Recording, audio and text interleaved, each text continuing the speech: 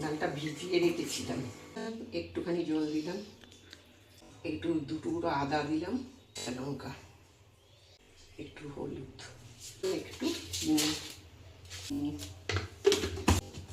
এটাকে আগে পেস্ট করে নিই।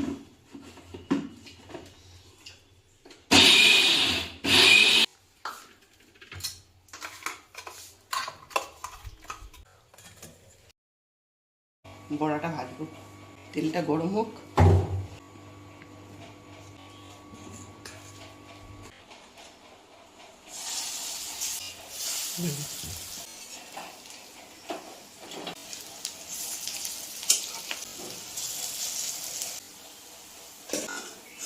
কড়াইতে তেল তেল একটু জিরে দিলাম, আলুগুলো সব দিয়ে দিচ্ছি,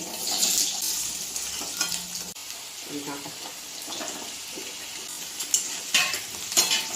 গুঁড়ো, লঙ্কা গুঁড়ো আর কাঁচা লঙ্কা 3টে আছে, আমি 3টেই দিয়ে দিলাম। এই যে নুন দিলাম, একটু পেপারে বসে দিলাম।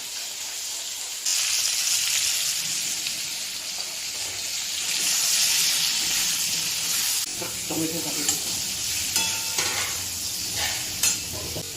আর এখানে একটু ওই যে টমেটো পেস্ট বেঁচে গেছে, এটাও দিয়ে দেবো।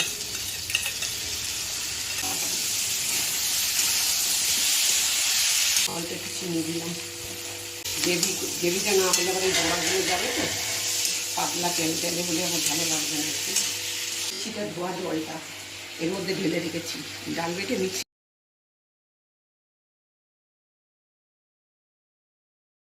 বড়া যাবে, বড়া সব টেনে নেবে, একটু সিদ্ধ হয়ে যাক, তারপর বড়াগুলো দেবো।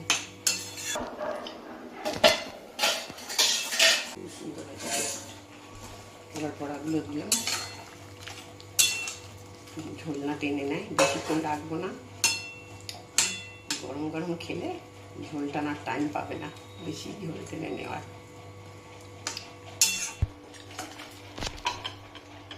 ডাঁটা আলু বড়ার তরকারি,